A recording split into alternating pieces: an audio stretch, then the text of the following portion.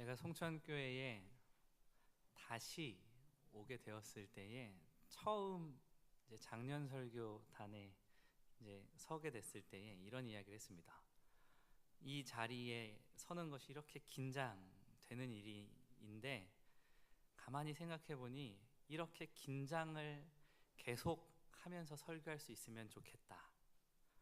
그런데 이제 하나님 앞에서 그걸 취소했으면 좋겠습니다. 이제 긴장을 그만 주셔도 됩니다. 오늘은 참 다행입니다 라는 제목으로 하나님 말씀을 전하겠습니다. 사순절 기간입니다. 사순절이라 하면 예수님에 대해서 더욱 깊이 생각하며 경건하게 보내는 시기라 할 수 있습니다. 그래서 저도 가만히 앉아서 예수님에 대해서 생각했습니다.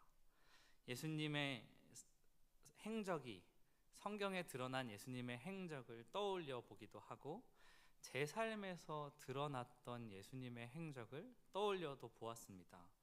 그렇게 예수님에 대한 생각을 하고 있는 중에 문득 하나님께서 이런 마음을 주셨습니다. 참 다행이다. 참 다행이다. 예수님을 만날 수 있어서 참 다행입니다. 제가 예수님을 만나고 저를 불러주신 것이 정말 다행입니다. 예수님이 우리들을 제자로 불러주셔서 참 다행입니다. 이런 마음이 들었습니다. 성경에서 예수님께서 제자를 부르신 이야기라고 한다면 여러분 어떤 이야기가 가장 먼저 떠오르십니까? 예수님이 제자를 부르신 이야기라는 말을 들었을 때 가장 먼저 생각나는 건 저는 베드로였습니다. 베드로를 예수님께서 부르시던 이야기는 매우 화려하고 흥미진진합니다. 많은 일들도 일어나고 기적도 일어나기 때문입니다. 그런데 오늘 읽은 본문의 말씀에 세리 마태를 부르신 장면은 베드로를 부르신 장면에 비교해 보았을 때에 다소 밋밋해 보입니다.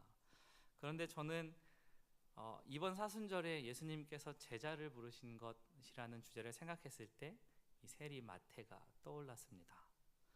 저는 이 세리 마태를 부르시는 예수님의 이 이야기 말씀을 묵상하는 가운데에 이 세리 마태를 부르시는 예수님의 이야기가 참 좋다 하는 생각이 들었습니다. 왜냐하면 우리가 마태와 같은 모습으로 살고 있기 때문입니다. 마태라는 사람은 안정적인 삶을 위하여 경건을 조금 포기해야 했던 삶을 살고 있었습니다. 다시, 마태라는 사람은 안정적인 생활을 위하여서 경건함을 다소 포기해야 하는 삶을 살았던 것입니다. 신앙과 정의를 약간 손해보더라도 안정적인 생활에 대해서, 생존에 대해서 포기할 수가 없었던 것입니다. 이런 경험은 우리에게도 있는 경험이죠. 참 어려운 일입니다. 학생들에겐 학교가 그렇습니다. 학원과 학교의 일정과 교회의 일정이 맞물리는 경우가 생깁니다. 어떤 일을 선택하든 시원하지 않습니다.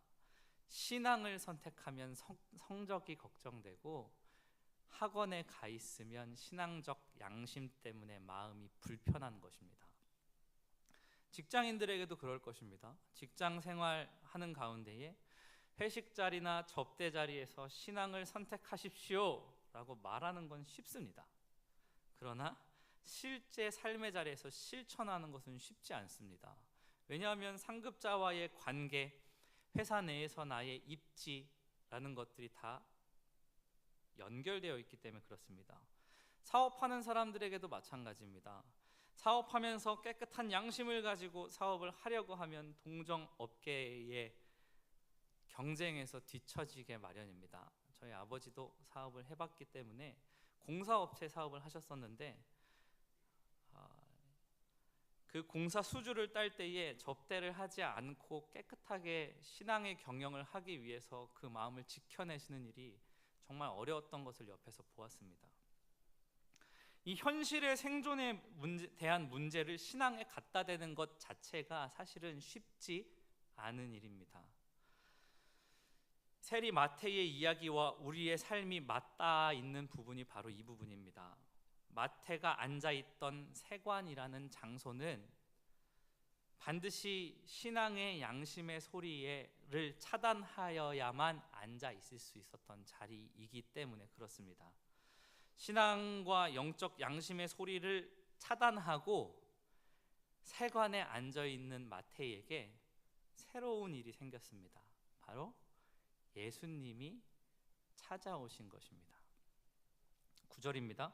예수께서 그곳을 떠나 지나시다가 마태라 하는 사람이 세관에 앉아 있는 것을 보시고, 예수님께서 길을 가시다가 세관에 앉아 있는 마태를 보셨습니다.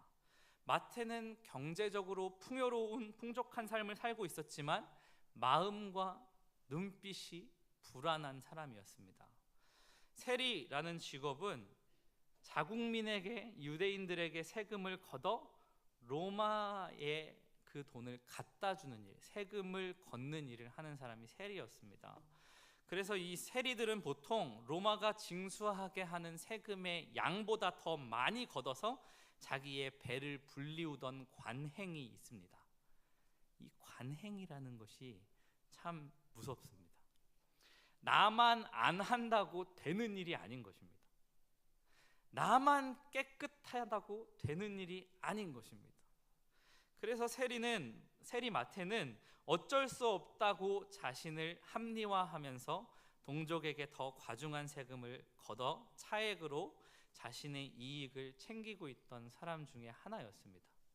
당연히 불편한 마음과 눈빛으로 삶을 살아갈 수밖에 없었을 것입니다. 이런 마태의 앞에 예수님께서 나타나시고 이렇게 말씀하십니다.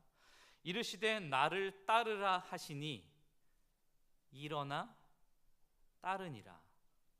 예수님께서 따라오라 말씀하셨을 때에 이 세리 마태는 어떠한 대꾸도 없습니다.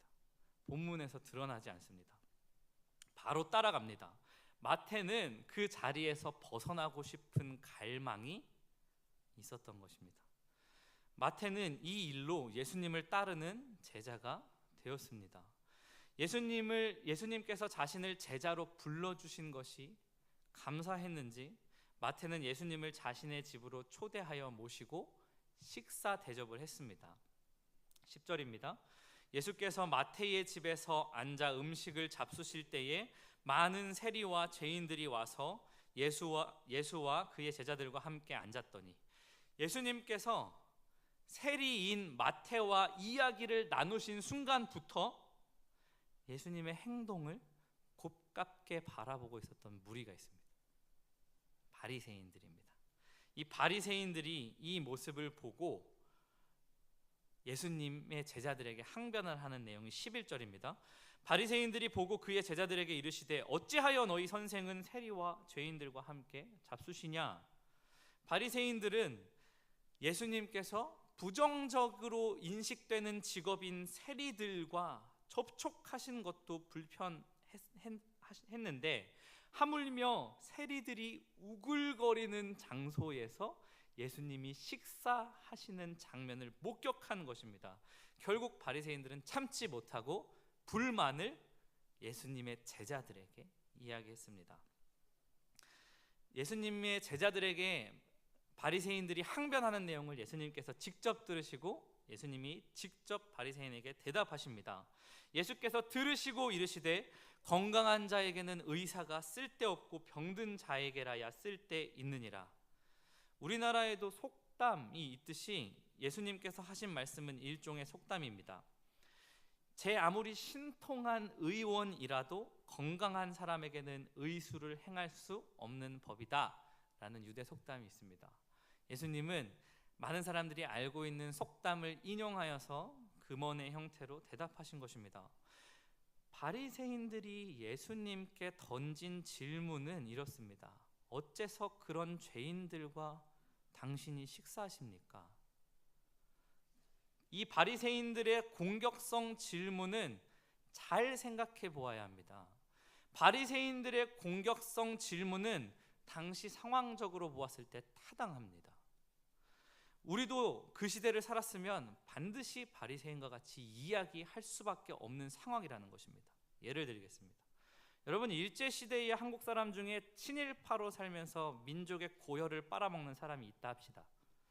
김구 선생님이 갑자기 그 친일파와 친하게 지내시더니 그들과 식사를 하시기 시작하는 것입니다. 여러분, 그 장면에 그 자리에 서서 김구 선생을 바라본다면 여러분 뭐라고 하시겠습니까? 당신은 왜 저들과 식사하십니까? 라고 묻지 않겠습니까? 이 바리새인들은 예수님께 질문하게 된 동기와 의도가 분명했습니다. 우리들은 예수님의 입장에서만 이 본문을 늘 바라보려 하기 때문에 무비판적으로 예수님의 행동을 바라보기 쉽지만 사실은 예수님의 행동에 오해의 소지가 있음은 분명합니다. 그런데 이 예수님이 바리새인들의 이러한 의도를 아시면서 더욱 세게 바리새인들에게 대답하십니다. 내가 바로 이런 사람들을 위하여서 온 것이야 라고 대답하고 계신 것입니다. 덧붙여서 호세아서의 말씀을 인용하시면서 예수님이 자신의 주장을 분명히 하십니다. 너희는 가서 내가 긍휼을 원하고 제사를 원하지 아니하노라 하신 뜻이 무엇인지 배우라. 나는 의인을 부르러 온 것이 아니요 죄인을 부르러 왔노라 하시니라. 예수님의 대답입니다. 바리새인들의 질문은 단지 예수님께서 세리들과 밥 먹는 문제를 지적하고 있는 것이 아닙니다. 당시에 가장 큰 영향력을 가지고 있었던 선생이 보여주는 모습에 바리새인들은 분노하고 있던 상황인 것입니다. 이 당시에 가장 큰 영향력을 가진 지도자가 매국노들과 규합하고 있는 장면을 본 것과 같은 것입니다. 예수님은 자신의 행동이 미칠 영향력을 아시면서도 세리들과 식사를 하셨습니다. 오늘 이 본문 안에서 예수님이 만난 이 두 부류의 사람들을 자세히 살펴보면 예수님의 행동의 기저를 이해할 수 있게 될 것입니다. 예수님이 만난 두 부류의 사람은 세리들과 바리새인들입니다. 이들은 공통적인 특징을 가지고 있습니다. 예수님과 멀어져 있는 상태로 살고 있는 사람들이라는 특징입니다. 잘 생각하십시오. 이 두 부류 세리들과 바리새인들이 가진 공통적인 특징은 예수님과 멀어져 있는 상태로 살고 있는 사람이라는 특징이 있습니다. 왜 예수님과 멀어진 상태로 살게 되었을까요? 그것은 이 두 부류의 사람들이 가지고 있던 영적인 병 때문에 그렇습니다. 이들은 각각 영적인 병을 가지고 살았던 것입니다. 첫 번째 부류인 세리들입니다. 첫째로 세리 마태가 가지고 있었던 영적인 병은 영적 불감증입니다. 세리 마태는 그에게 쏟아지는 비난들 뿐만 아니라 자기 자신의 양심의 소리에도 귀를 닫았습니다. 왜냐하면 그 소리만 무시하면 그가 평생을 안락하게 살 수 있는 수단이 확보되기 때문에 그렇습니다. 그 당시에 세리가 되는 것조차도 쉬운 일이 아니었습니다. 마태는 어렵사리 얻은 경제적인 풍요의 기회를 앞에 두고 양심의 소리를 듣지 않기로 한 것입니다. 여러분, 우리의 인생에서도 이러한 신앙적 도전이 나타날 때가 많습니다. 이 시기에만 예배를 양보하면 좋은 기회를 얻을 수 있을 때, 딱 이만큼만 나의 신앙의 양심의 소리를 듣기를 멈추면 나의 인생에 더 없을 기회가 왔을 때, 여러분, 우리는 어떤 선택을 하게 될까요? 예배를 2주만 너가 빠진다면 내가 너에게 1,000만 원을 주겠다.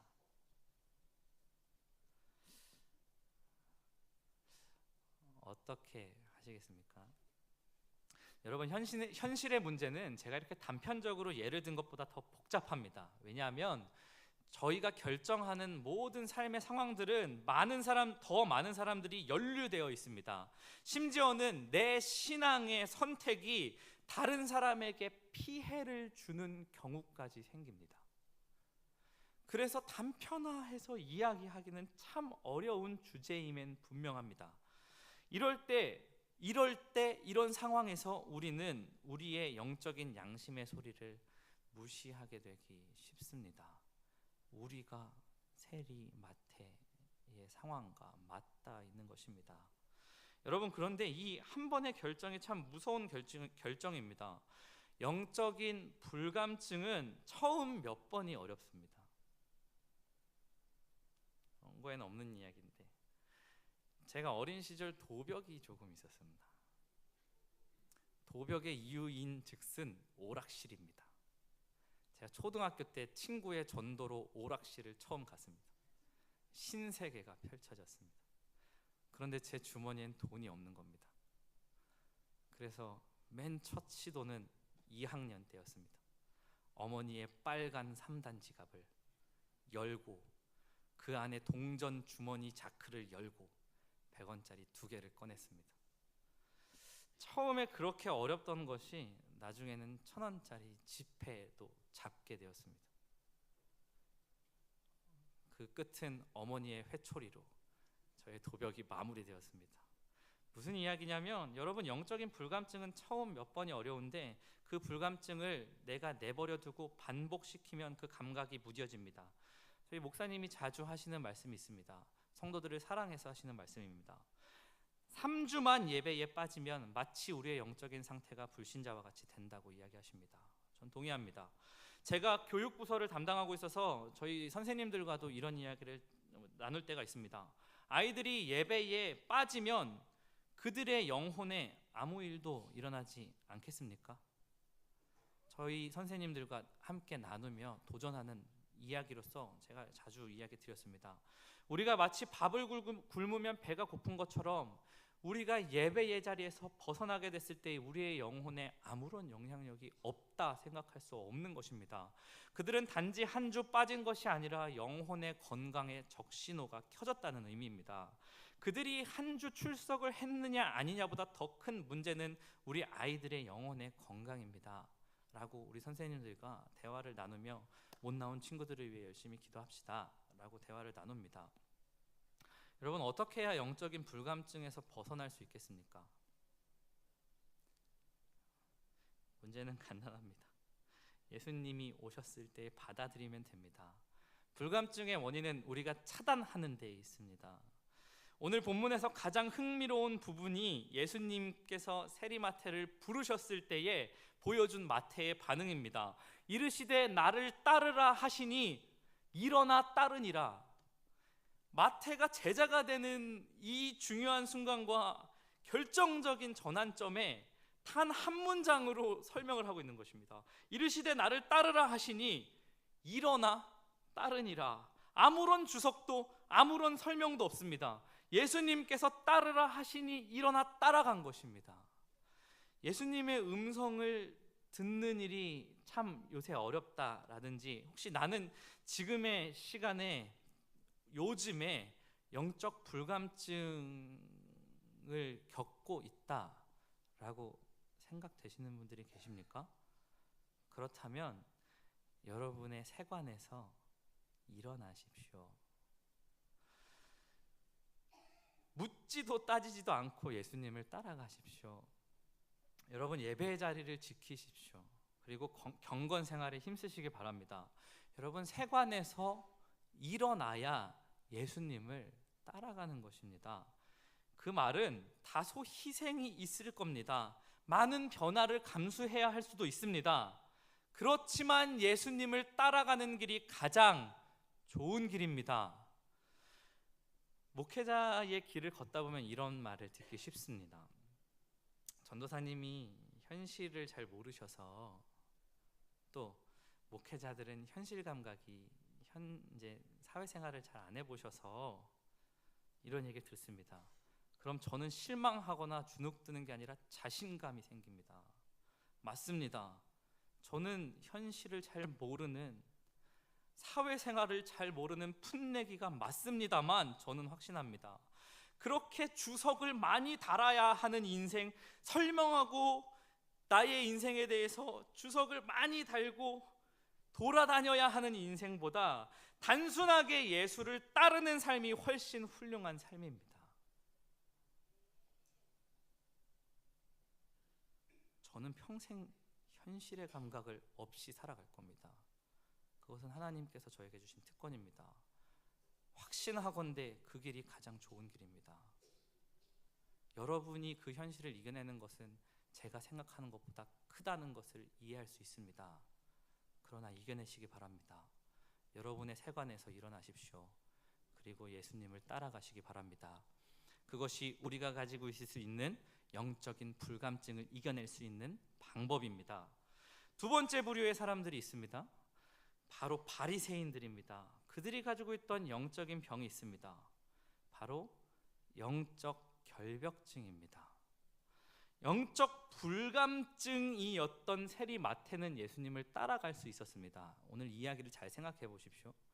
영적 불감증에 걸려서 자신의 영적 양심의 소리를 막고 살아가던 세리 마태는 그래도 그 귀를 열고 예수님을 따라갈 수 있었으나 영적 결벽증이었던 바리새인들은 끝내 예수님을 따라가지 못합니다. 여러분, 영적인 결벽증이 영적인 불감증보다 더 무서운 것입니다. 놀랍게도 이 영적인 결벽증은 교회 안에 있을 때 더 잘 나타납니다. 바리새인들의 특징을 제가 꼽겠습니다. 여러분 잘 들어보십시오. 첫 번째로 바리새인들은 자기들끼리 모여 있습니다. 두 번째로 그들은 더 훌륭하게 신앙을 지키려고 노력하는 사람들끼리 더 많이 모입니다. 세 번째로 그 안에서도 가장 훌륭하게 신앙을 지켜내는 사람들을 존경하고 모두가 그들과 함께 하고 싶어 합니다. 제가 바리새인들의 특징을 설명한 것입니다. 여러분, 교회의 특징과 닮아 있지 않습니까? 자기들끼리 모여 있습니다. 더 훌륭하게 율법을 지키는 사람들이 더 자주 모입니다. 가장 율법을 잘 지키는 사람들과 더 함께 하고 싶어 합니다. 오늘 본문에서 예수님이 보여주신 모습은 제가 보기에는 예수님의 행동이 더 드러나게 기행을 예수님이 선택하여서 하고 계십니다. 세리 마태를 제자로 부르신 사건이 뿐만이 아니라 상징적인 행동으로서 세리들이 많이 모여있는 식사의 자리에 참석하고 계신 것입니다. 그 문제가 발생시킬 다른 문제들을 생각하신다면 못하실 일인데 예수님이 마치 보여주듯이 많은 세리들이 함께 식사하는 자리에 참석하셔서 식사를 하고 계십니다. 이것은 끼리끼리 모여있는 바리새인들에게 경종을 울리는 예수님의 행동이었던 것입니다. 바리새인들이 이런 행동을 하는 이유가 무엇입니까? 그들이 가지고 있는 영적 결벽증 때문에 그렇습니다. 인격적으로, 율법적으로, 신앙적으로 자신보다 깨끗한 사람과 접촉하는 것은 즐거워합니다. 그러나 이들은 인격적으로, 율법적으로, 신앙적으로 불의하다 여겨지는 사람들과의 접촉을 극도로 피하는 것입니다. 이제 교회로 적용합시다. 여러분, 우리는 교회 안에서 어떤 사람들과 교제합니까? 여러분, 어떤 사람들과 교회 안에서 교제하고 싶습니까? 나보다 더 신앙생활을 잘하고 나보다 더 인격이 훌륭하고 나보다 더 포용적인 사람들과만 관계하고 싶어하는 것이 우리 아닙니까? 우리에게는 영적인 결벽증이 없습니까? 지금의 교회에 예는 조금 이상하지만 지금의 교회에 예수님이 오신다면 예수님께서 누구에게 가실까요? 예수님은 반드시 세리와 같은 사람들, 양심에 가책이 있는 사람들, 성격이 까칠해서 다른 사람들이 상대해주지 않는 사람들, 직업이 윤리적이지 않아서 부끄러워하는 사람들에게 가시지 않겠습니까? 여러분, 송천교회가 좋은 교회가 되는 방법을 알려드리겠습니다. 예수님처럼 교회 안에서 그런 분들에게 다가가 주십시오. 영적인 결벽증을 이겨내야 예수님을 따라갈 수 있습니다. 영적인 결벽증은 영적인 불감증보다 어떻게 보면 더 위험한 일입니다. 교회에서 혹시 감정 노동이 심하십니까? 혹시 교회에서 관계의 문제에 부딪혀서 시험이 드셨습니까? 혹시 그 관계의 문제가 해결되지 않는데 그 사람에게 선의를 베풀어야 하기 때문에 분하고 힘드십니까? 그렇다면 여러분은 송천교회를 예수님의 몸 된 좋은 교회로 만들고 계신 것입니다.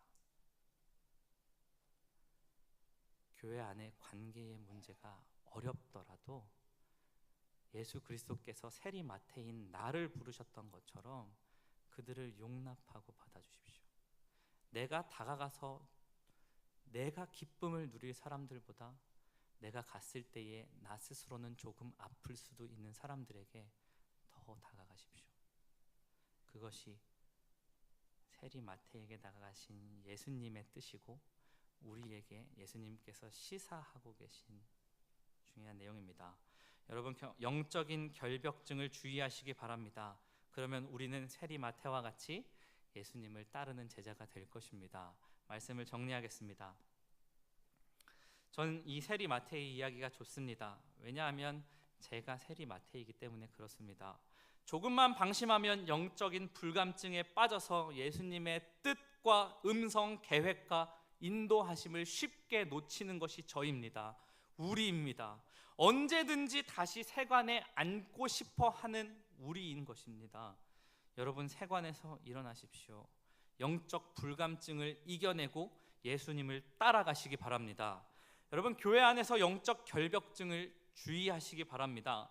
잘 믿는 사람일수록 영적 결벽증에 걸리기 쉽습니다. 예수님의 행동, 우리 이 사순절 기간에 예수님이 하신 많은 일들을 집중하여 보시기 바랍니다. 그리고 예수님께서 다가가셨던 바로 그 사람들에게 우리도 다가갑시다.